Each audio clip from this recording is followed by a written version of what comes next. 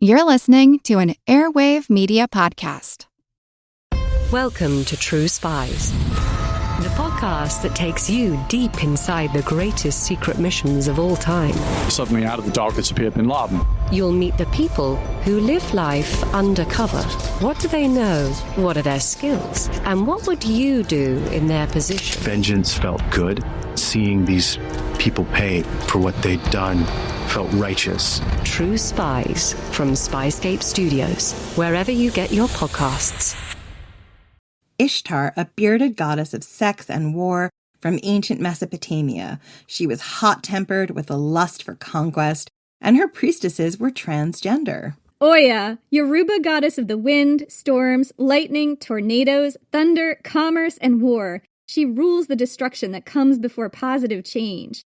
Atalanta, fleet-footed huntress and heroine of ancient Greece who joined the Argonauts. She helped slay the Caledonian boar and refused to marry any man who couldn't beat her in a foot race. She also became a PDA lion. Itzpapalotl, a skeletal warrior goddess of the Aztec pantheon, sometimes depicted with butterfly wings lined with obsidian knives.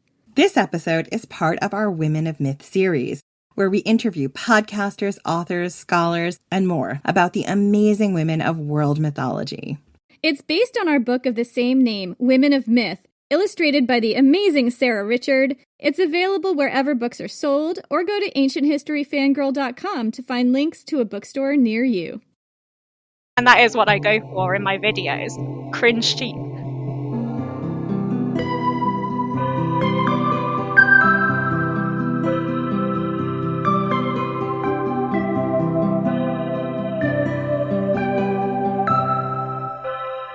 I'm Jenny Williamson.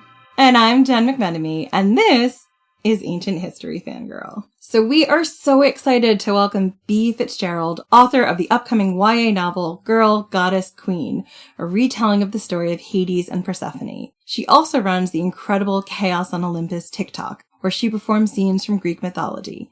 B's TikTok brings the Greek myths to life in a bite-sized format that starts conversation and brings classical reception to life on social media. So, welcome, B. We're such big fans and so excited to have you on the podcast as part of our Women of Myth series. Oh, thank you. Thank you so much for coming on the show. Thank you for having me. I'm really excited. So tell us a little bit about yourself. What drew you to Greek mythology and made you decide to launch Chaos on Olympus on TikTok? Well, I've always loved Greek mythology. I've always loved world mythology, but I think my background's in literature. So I think just having this plethora of ancient sources with so many translations online, and then also seeing the influences of those sources in all the things I was studying in uni and in school, like Shakespeare is littered with Greek myth and stuff like that. I saw this continuation of the stories that I grew up with through history, and I'm kind of low-key obsessed with the fact that people have always been people and the way that stories endure, and we keep finding new interpretations of them or new meanings in them, and just get to help share those stories that I love in a really bite-sized, fun and chaotic way was just a really nice little outlet for this passion that I had. What is it like retelling myths in short sound bites, speaking of, and what's been the biggest lesson you've learned so far? Well, I think a lot of my little skits that I do on TikTok, they really vary in terms of their accuracy. Like, I'm not trying to make educational content, although I do make videos where I drive people back to the ancient resources. I love helping people get really engaged and excited about Greek mythology because I'm such a fan in so many different guises. So sometimes when my content isn't this is the exact story that happened, I'm kind of taking the vibe or an interpretation of the character and running with it. And I think sometimes that can lead to really fun and weird things. I think one of my favorite videos was back when the Loki TV show was a thing and the TVA was everywhere, and I had one of Zeus deciding not to sleep with a woman and then the TVA coming for him, and it was just okay, that definitely didn't happen in Greek mythology, but it could have. And I think that kind of could have aspect is what I have the most fun with on the TikTok channel. And I guess my biggest learning curve is that no matter how hard you try, the lip sync sometimes just won't work. It will be perfect, and then you will post it and it will go out of sync, and you just have to let it go. And as a perfectionist, I really struggle with that. Oh my gosh, I hear you so much. Just as a perfectionist. I also think it made me feel become very comfortable with my own face in a really strange way. I'm like, oh, I'm just spending so long looking at myself as I'm editing these videos, and looking at myself pull some of the weirdest facial expressions I've ever seen. Being like, I didn't know I could do that. So that's been fun. I kind of feel the same way about our voices. Like, I've figured out that I sound real shrieky when I get excited. That is not a thing I knew about myself before I started the podcast. Also, my accent's incomprehensible. Like, I have no idea. Sometimes I sound completely American. Sometimes I have a mid-Atlantic accent. It's weird. The British comes out when you're, like, angry. We're talking about dogs. Dogs. Dogs. What has been the trickiest myth or scene to retell on TikTok, and which myths have worked best? I think like one of the things that's hardest is that there are a lot of dark topics in mythology, and I don't want to make light of them, but I also kind of want to draw attention to the fact that so many of our myths are riddled with these horrible things that happen to women. So I kind of tend to make content that runs parallel to that. Like I might make a video of Cassandra and Clytemnestra teaming up to murder Agamemnon. I think a lot of my like videos and a lot of my content and my writing is almost wish fulfillment mythology, or kind of looking at them from a modern lens with the understanding of their context in an ancient lens, and just kind of saying how I wish it went, and having fun with that idea. And I think sometimes by saying, God, I wish this is how the myth went, you kind of shine a light on the fact that that's not how the myth went, without getting really dark and heavy. And I do have those more serious conversations on my TikTok channel, but they're not the fun little skits. They're the ones that start with trigger warnings and things like that. And in terms of, you asked which myth I've got the most content out of or something, that's definitely Io. I think I've become famous for cow jokes when it comes to these. And it's quite funny because so many of the myths involve him turning into things to get with women, and then that's the one myth where he like turned a woman into something else, and I'm like, okay, I see you, and I will make fun of you relentlessly. Wait, he turns her into a cow. Is this the one? Because I'm thinking of the one where he turns into a bull and then she rides to Crete, but that's not the one. That's Europa. That's Europa. Okay. Can you remind us of what this myth is? Yeah, so Io was a priestess of Hera, and I also will definitely pronounce names wrong, I'm sorry. Priestess of Hera, and Zeus wanted to sleep with her. The details are a little hazy, but basically he sleeps with her in the form of a cloud, so that Hera can't see what he's doing. And then he turns her into a cow to hide her from Hera. Only cows are sacred to Hera, so she demands the cow, and then sets up Argos I'm not even going to try, but the guy with like loads and loads of eyes to guard the cow. And then I think Zeus sends Hermes to kill him to get his girlfriend back, who is a cow. And then Hera sends a fly after her, and she is being like bitten, a gadfly. She's being like bitten and is running across the ocean. I think it's where like the Ionic Strait comes from or something like that. And then on the way, she sees like Prometheus bound to a rock, and he's like, "It will be okay. Your sons will be heroes." And I imagine she's like, "That doesn't really help me right now. I'm a cow and I'm being chased by a fly." But yeah, just that whole like Zeus as a cloud and her as a cow. I'm like, I'm not sure what the timeline was on that. I'm not sure if that's how you guys were when things were happening, but I definitely get a lot of entertainment out of Zeus winking at cows in my videos. Also, I really can't wink. So those often take me like 10 takes to get right. I feel like it's so unnatural. It's a bit like raising an eyebrow. I'm like, I can raise an eyebrow in a natural response to a situation, but if I try and do it on purpose, it's not happening. Yeah. It kind of has to happen naturally. Like, usually it just does not look right. I only know one person who ever looked good winking. It was an old ex of mine. A lot of the things I do on my TikTok when people are flirting with each other, because I am a naturally very awkward person, so much of it comes from lockdown when I was stuck with my friend who was a gay man, and we reached a point where it was just deeply hilarious to us to pretend that we were husband and wife and see who like called chicken first with all the incessant flirting. And sometimes I do things like he always used to like bite his lip at me in a really like, oh yeah, come get it way. And I find myself doing that on the TikTok. And I'm like, why have I stolen this expression from my gay husband?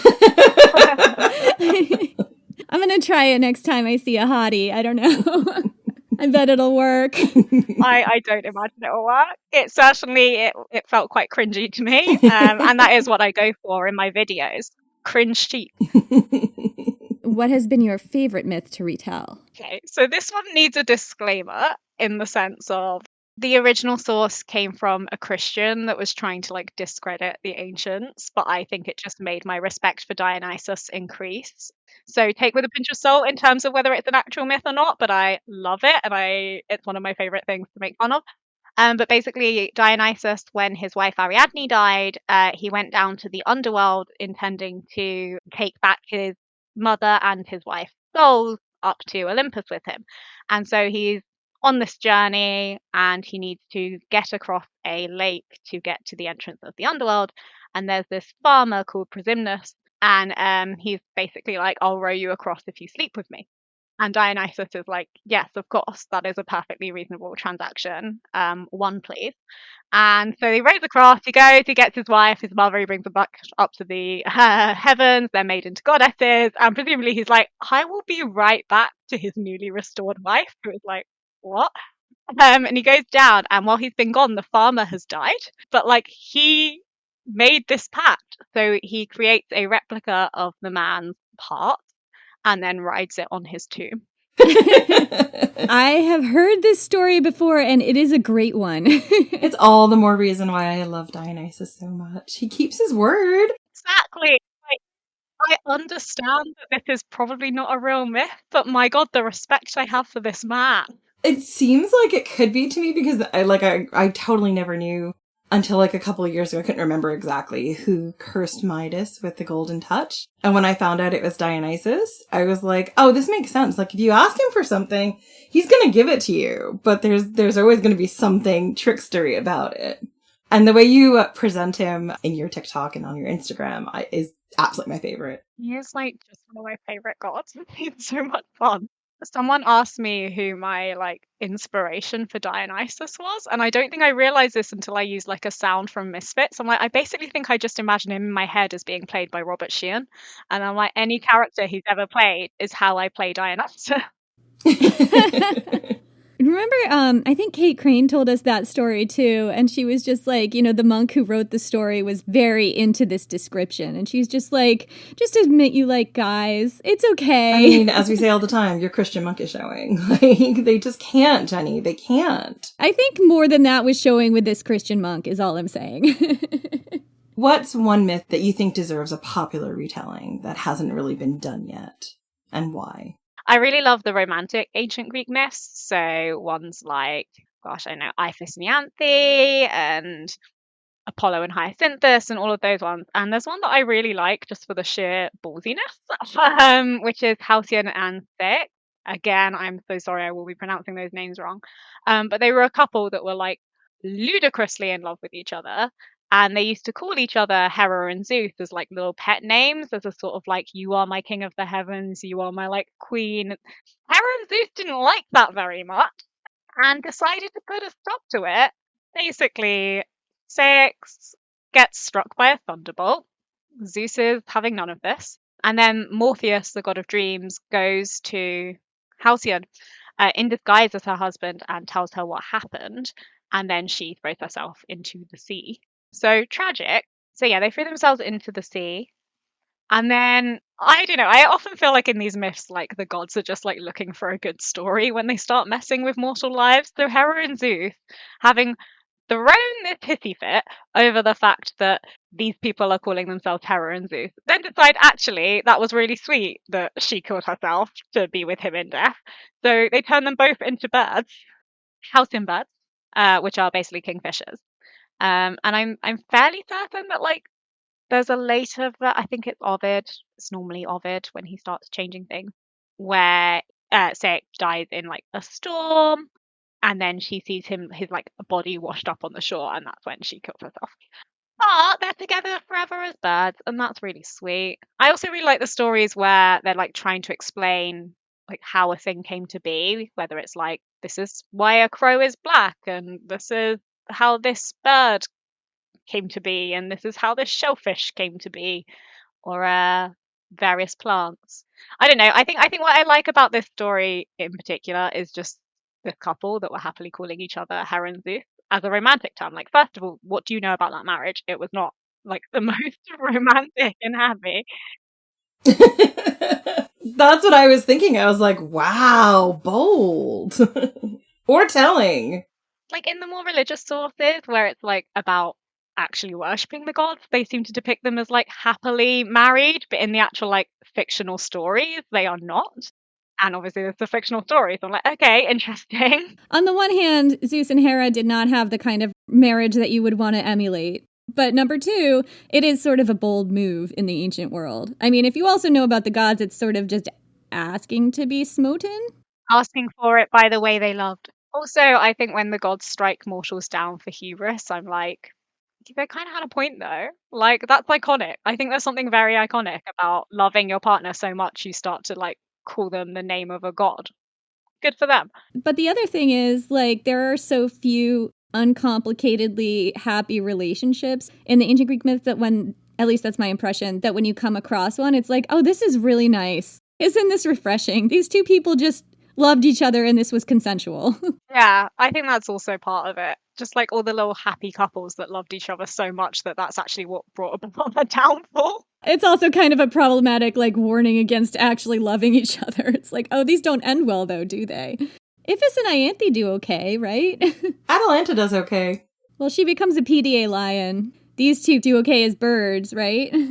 Yeah, they do. Dionysus and Ariadne. Yeah, I'm trying to think. I mean, Dionysus and Ariadne, as long as you don't count your husband running away as soon as he brings you back to life to go sleep with this guy on his tomb. He comes back like a bad penny. She's in that for all the openness. I think Ariadne would understand. I've seen the art of her. I think they're ethically non-monogamous. Or poly, they're fine. They're poly, right? Like, I feel like they'd be the kind of couple where they're both poly and, like, one will go out and have outside adventures and then come back and the other one would be like, so, did you have fun? Tell me everything about it.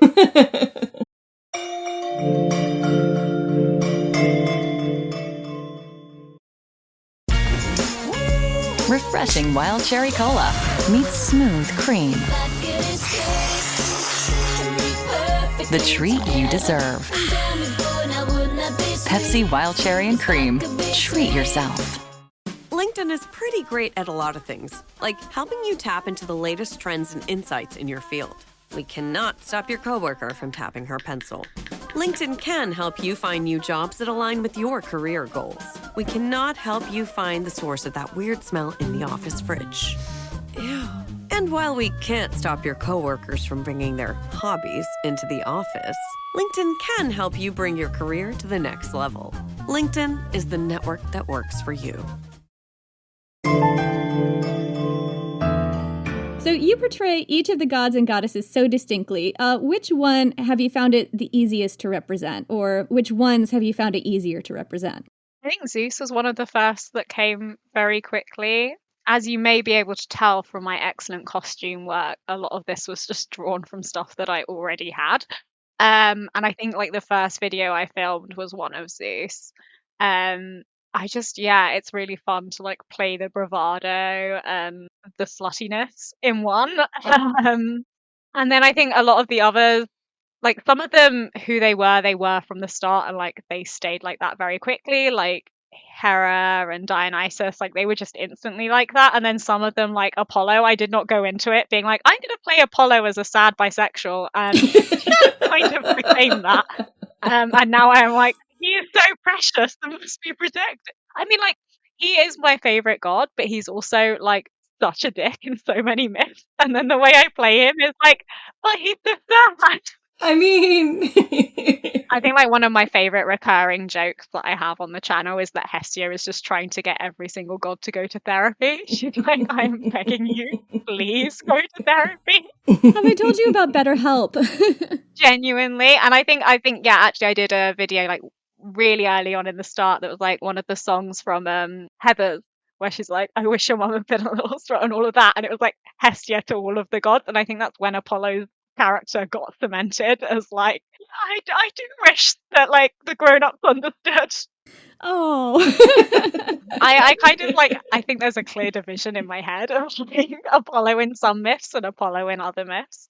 I know, you're making me care for Apollo, which is quite a feat. Yeah, and I think loving Greek mythology and loving ancient history involves loving something problematic. Like, I sometimes say that my problematic fave is like the entirety of ancient history.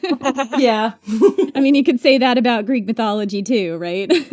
Yeah. So we alluded to this already. Our book is about women in world mythology, and it is broken down into 3 sections: goddesses, heroines, and monsters.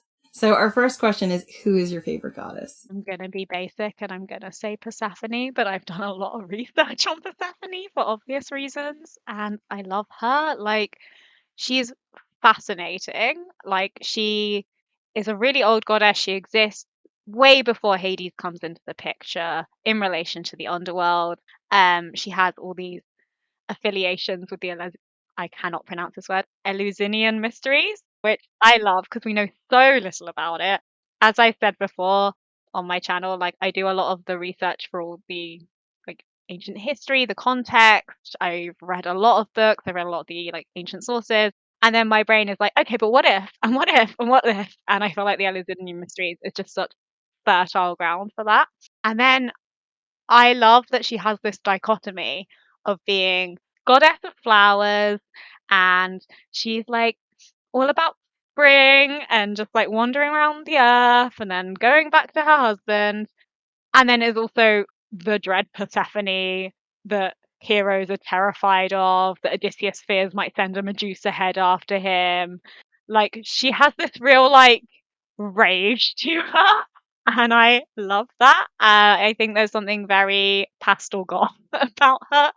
And I think often when you read the text, what you see is through history, various different writers trying to draw together lots of different stories into one cohesive narrative. And I think Persephone is one where you kind of see it fall apart a little bit, because trying to merge Despoina, Persephone, and Kore kind of creates this world where she's kind of a little bit different in each different myth that you read of her. But overall, you just get this fear, and I enjoy that about her. We were talking to Liv about Persephone the other day because somebody asked us the same question, and I did say Persephone as well. And I said, what I always think people forget about spring is some of the worst storms will happen in the spring, because, you know, these really violent, I mean, I live in the UK, sometimes you'll get these really bad storms in like March or April because it's blowing out the winter. All of the spring is about to come, but spring isn't always just beautiful and pretty. It's really violent. It's nature erupting and changing. And that is always one of those interesting things about Persephone, that people just see the flowers and like the floral maiden, and not sort of the inherent violence and sort of rebirth and destruction that happens when you get to spring.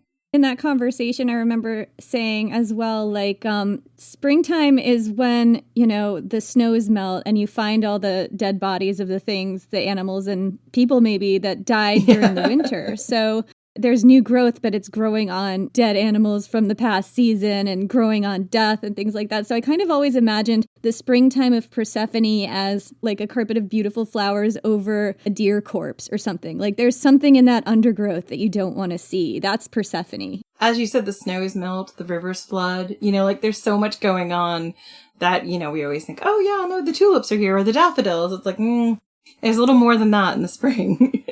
Death and life have always been tied together, and death and birth have always been tied together. And like that strikes me as the secret of Persephone in a way. That's how her character makes sense. And the other thing is that, as you said, it's probably the case that she's this really ancient goddess that grew out of an amalgamation of different goddesses.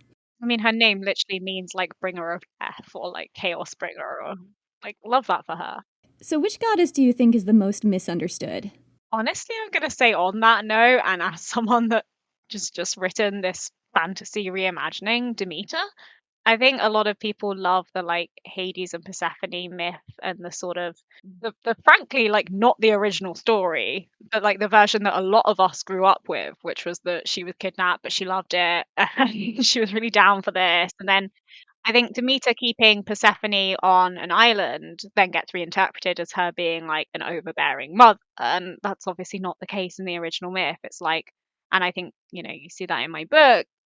Quite a lot of it is like exploring how can you be a good mother in this world? Like, this is a world that is not designed for you to succeed at being a good mother, because you either keep your child safe, and you do that by constricting them, because you've got a world where your family members are running around doing all of this sort of thing, as very much ends up happening.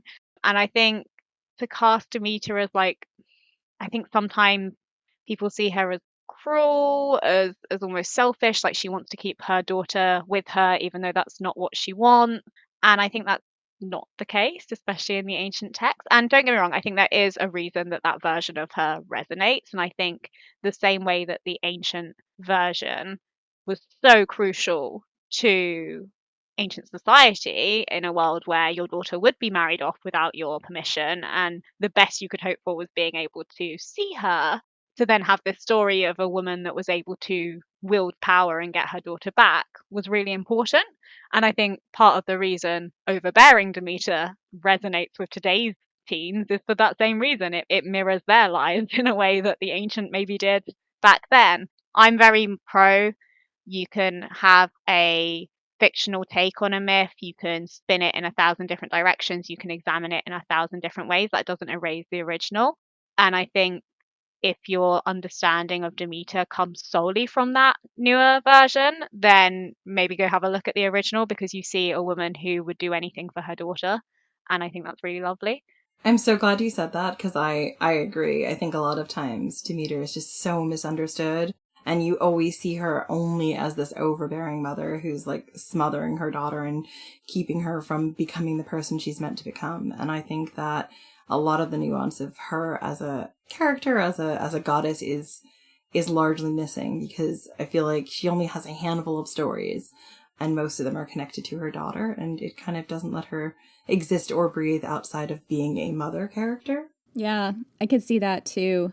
It's such a common trope, that ties into more modern tropes about overbearing women and overbearing mothers, that it's like, it's easy to go down that route as a storyteller, so you almost have to fight against it when you're working with that myth. Yeah, I mean, I want to be clear, in Girl Goddess Queen, she is a very complicated character, and I think a lot of it is from that sort of, what does it mean to be a good mother in this world? And you're obviously seeing it from Persephone's perspective, and I think there's an awareness in that text that you're seeing it from Persephone's perspective, and she is also confused. But I think above all, there's a person with very good intentions. I'm not writing for ancient readers, I'm writing for today's teenagers. So I did want that sort of complicated mother dynamic, but without going down that route of she is the villain that Persephone is running away from. So there are very few heroines in Greek mythology, but which one is your favorite and why? I have such a complicated relationship with this question, because my initial response is Psyche, because she's like the only one that gets a little epic, but then she also doesn't do anything herself. She just gets someone to do it all for her. But I also kind of respect that. Like, oh no, I'm so helpless. If only there was an ant that could come sort this grain for me. I'm sorry, does that not sound exactly like Jason? It's like, oh goodness, I can't do this whole myth on my own. Let me get every single hero of the ancient world to help me, and then my girlfriend, who was made to fall in love with me. Now I wish I'd said Medea, because she's such a good character. Sorry, I am a Clytemnestra apologist. I am a Medea apologist. Well, yeah, I guess technically it is bad to kill your children, but...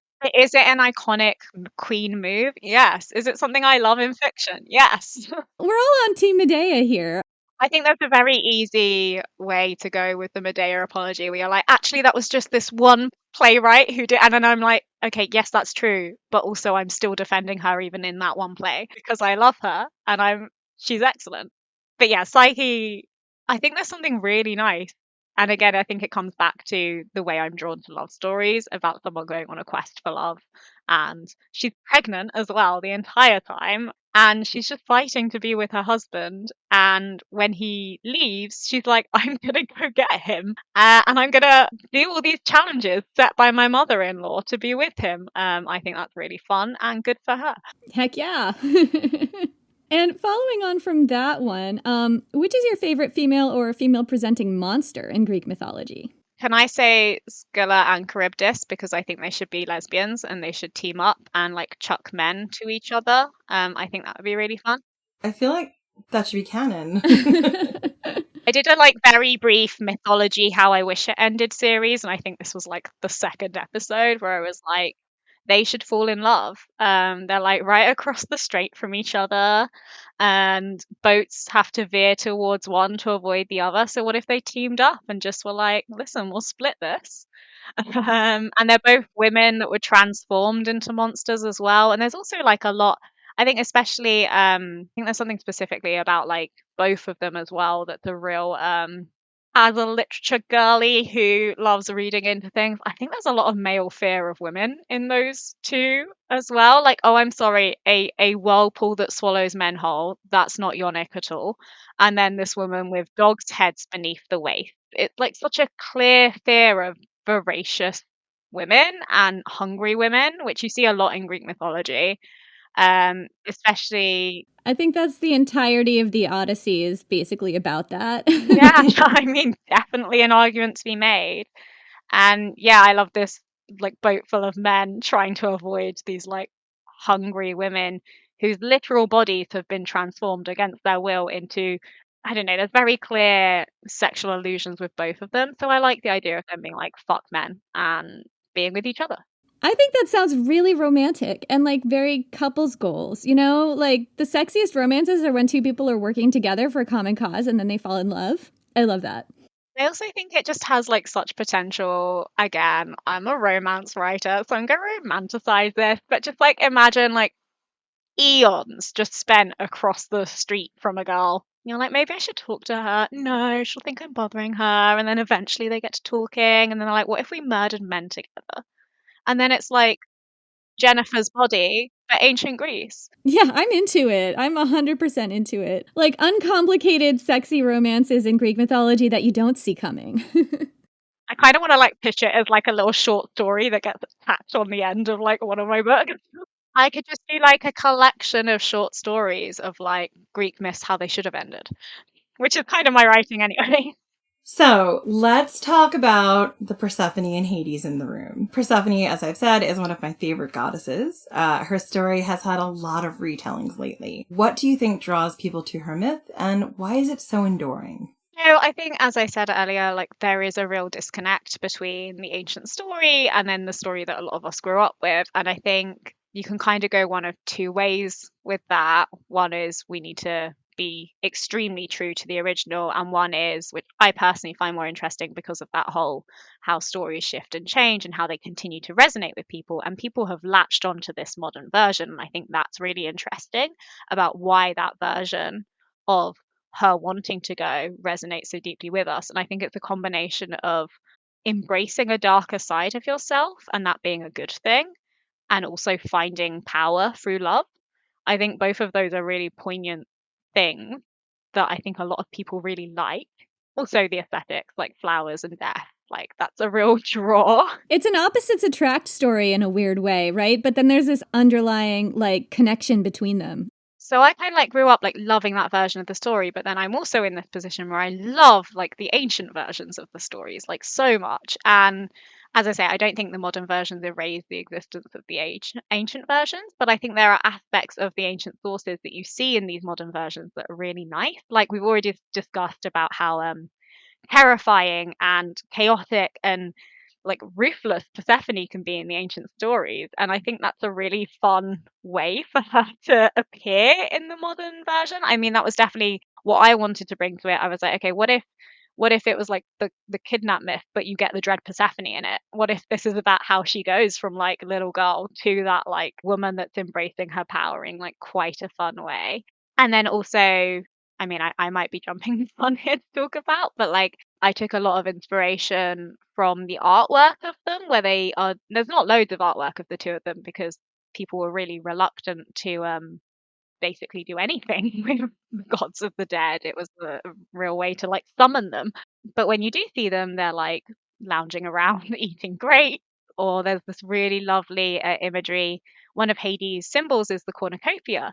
And I love that idea. I think we pay so much attention to what Persephone gets from Hades, which is like the crown of the underworld and stuff, even though she was already affiliated with the underworld. So I also have that sort of in the book, like her being drawn to the underworld to kind of link back to that affiliation with her before Hades comes into the picture. But we think about like the crown she gets, the power she gets, and we don't really think about what he gets from his affiliation with her. And what he ends up getting is this association with agriculture. And you see like art of him like with the cornucopia fertilizing the earth. And I think that was really lovely. And I think that a lot of my book, like there's a lot of Persephone drawn from ancient sources, but not quite so much Hades. Hades is very much like who I wish I could see more of in YA literature, the kind of romantic hero that I wish was being depicted as a romantic hero when I was a teenager. A lot of that. And in terms of the ancient sources, like that is a bit that I think I really latched onto.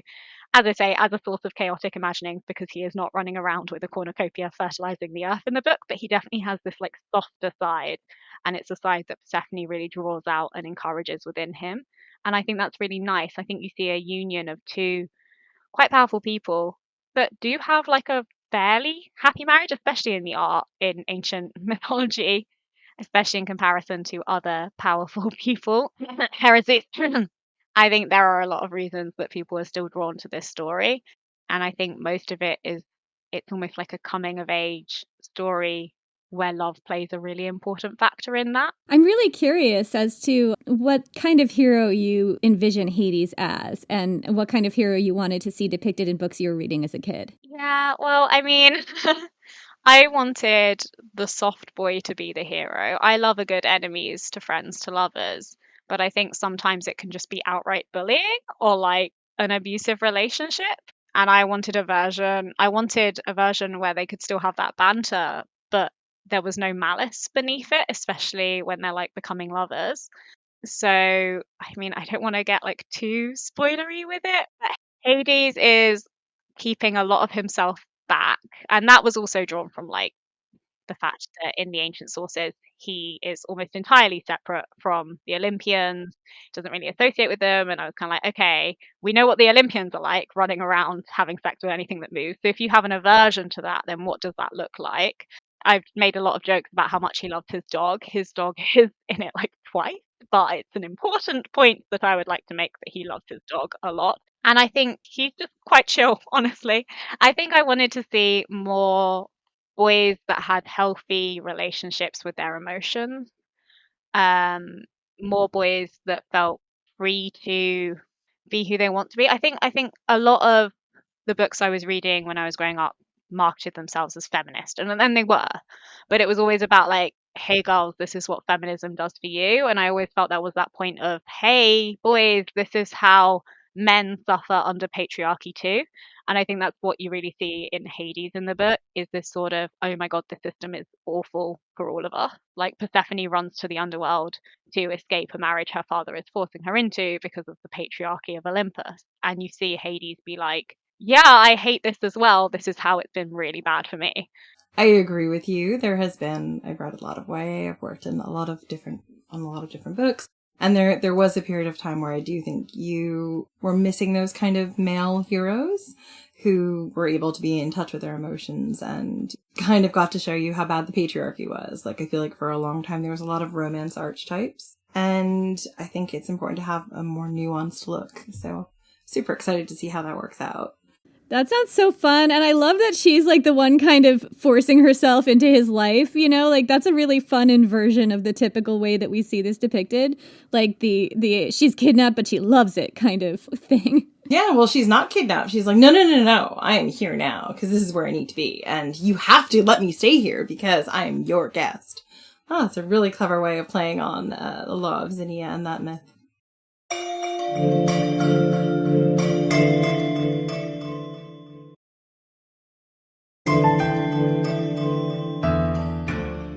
So, can you tell us more about your novel, Girl, Goddess, Queen?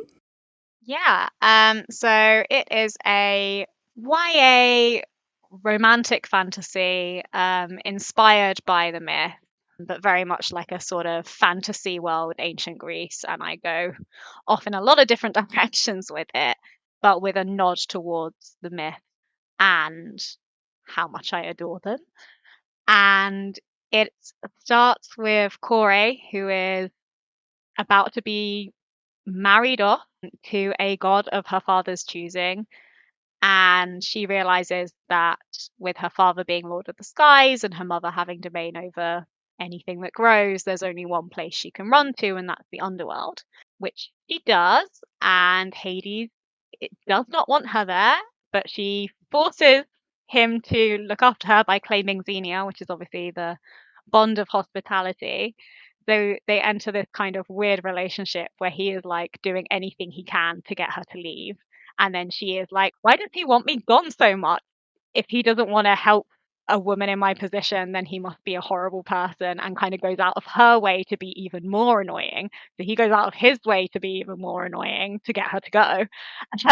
But then it ends up in her making a lot of changes around the underworld as efforts to irritate Hades, but then also because she wants to do some good with her remaining time, because she knows that her father's going to find her eventually. And when Hades realizes that she's working on a plan to basically bring about the downfall of the Olympians, he wants in, and they enter a sort of a reluctant alliance that spirals into her father finding out where she is and her realizing the only way to stay there is to marry Hades. So they enter a little fake dating, fake marriage scenario with a wedding in which all of the Greek gods are in attendance, and they are very much in denial about their feelings for each other. And there's an only one bed scene. So I noticed in one of your early chapters, I found it on the publisher website, I just took a little peek, which deals with the relationship between Demeter and Persephone. The conversation about marriage and safety for women. Basically, women need to stay safe by marrying a man. There's no life for women outside marriage in this dangerous world. And one line that really kind of stuck with me was, I'm sure I don't need to tell you the fates of other girls who thought they could survive alone. And this really stuck with me as a girl who survives alone myself, and who's very aware that this would not be a possibility for me in the times that I study, and even more recent times maybe. How much research did you do into marriage and women's ability to survive in the ancient world? And did that inspire your vision of marriage and life for women in Girl, Goddess, Queen? So I did a lot of research on this. I also did a couple modules on it in university and was particularly drawn to the role of women in ancient Greek society. It's a tricky one because most of our men weren't really that interested in writing about women. And that is true for most of history, and it makes studying a lot of domestic history quite difficult. And a lot of the written sources come from Athens, which was particularly sexist and was viewed as somewhat sexist by the rest of Greece. So while it was slightly better, I mean, touch wood, while it was slightly better for like women in, say, Sparta, I think I was drawing a lot on ancient Athens, where the ideal was that women didn't leave the home, though they did, because that was deeply impractical unless you were like obscenely rich. But if your husband died, you would be married off to someone else, probably in your own family, just to keep property and things in the family. You couldn't really own anything, including your own children. As I said earlier, like, I think we often think of it as Hades kidnapping Persephone, but most of the sources we have say Zeus gave her to him. So he like appears and he carries her away and everything, and it's horrible. But they all say who Zeus gave to, and it's all like it's very much playing with that sort of arranged marriage that would have happened in society. And the real tragedy isn't so much that Persephone was married off to Hades. This is how it's like depicted. The real tragedy is that no one told Persephone, no one told Demeter, which, like, while it could happen, it probably like wasn't the norm. It was like the norm that you would, be informed. Although there were like various kidnapping traditions across the ancient land. The myth in particular is obviously resonant to a lot of what I read, but women, not a great time, especially in ancient Athens. They could kind of leave to go to like religious festivals, chores, and of course this is just like free women. I won't even get started on like what was happening to slave women. But Athens is often seen as like the birthplace of democracy, which I find quite funny because it was only landowning males, I think over the age of 35, and women were seen as property. And you see that in the myths, I think. Absolutely, I think you can. I mean, we did a whole season on sex work, and it kind of struck me that in ancient Greece, possibly in ancient Rome too, like one of the ways you could survive as a single woman was to be an independent sex worker, which of course came with its own dangers, its own complications. You're still dependent on men. There weren't really a lot of options for women outside of sex work. There were a few other jobs that you could potentially do. But we talked about this a lot in our arc, not last season, but the season before. Like, we know that women must have done more than what the ancient sources tell us they did, because when you have men who are off fighting in a war or anything else, like, someone has to pick up the slack. Someone's got to be out there hunting or fishing or farming or managing textiles and pottery. So I do think it's really interesting what we see the sources telling us about who's doing what and what the reality would have been. I'm sure that there's definitely stuff that's been written about women running businesses and being proprietors of various businesses and things like that in ancient Greece. I mean, legally, I guess they couldn't own things, property. There must have been loopholes, though, and I have not done a deep dive into this. Can I use that as an opportunity to shout out some of my other favourite fiction books? Because one that I think explores that so well is Ithaca by Claire North, which is a Penelope retelling. And it's literally just like, I loved it so much. It's all from the voice of Hera, which I thought was a rogue narrator choice, but she's kind of like, I have jurisdiction here because she's a queen. And it's so scathing and so funny, but it's just Penelope waiting for Odysseus to come home with all the maids on the island. And obviously she's weaving and unweaving the shroud, but she's also dealing with all of the court politics and all of the intricacies. And then whenever the men get suspicious, they're just like, would you really believe that just us little women were doing all of this? And like, Ithaca's being raided by pirates and the women are like banding together to fight them off. Like, there is so much like women getting stuff done and then pretending they didn't, because then they can't be told off for getting stuff done, which is just so fun. Wow, that sounds awesome. Yeah. And Clytemnestra by Costanza Casati comes out later this year, and it's a Clytemnestra retelling, and I was lucky enough to be sent a advanced reader copy for it. And similarly, it's obviously Clytemnestra, so doing a lot of stuff while her husband is away. And it's so good. She's like cast as like a Cersei Lannister type figure. And it's like so well written. It's so biting and scathing. I think both those books, part of what I loved about them was just the scathing narrator choices. And they're great. I really recommend them. That is fantastic. Thank you so much for those recommendations. Yeah, well, there's a lot go on my list now. Thank you so much for coming on the show. This has been amazing. Thank you. I very much enjoyed it. Where can people find you online? I'm everywhere online. So I'm on TikTok and Instagram as Chaos on Olympus. You can also find all my personal channels, I think apart from my TikTok, under B_A_B. So yeah, go find me on Chaos on Olympus and you can find all the links to everything else on those channels in like bios and things. And when does Girl Goddess Queen come out? Girl Goddess Queen publishes on the 20th of July with Penguin. It's coming out in most of the world, but if you're in America or Canada, or I think it's just those places, then you will need to get it through Book Depository. Sounds great. Thank you so much, and thank you so much for listening, and we will see you all next week.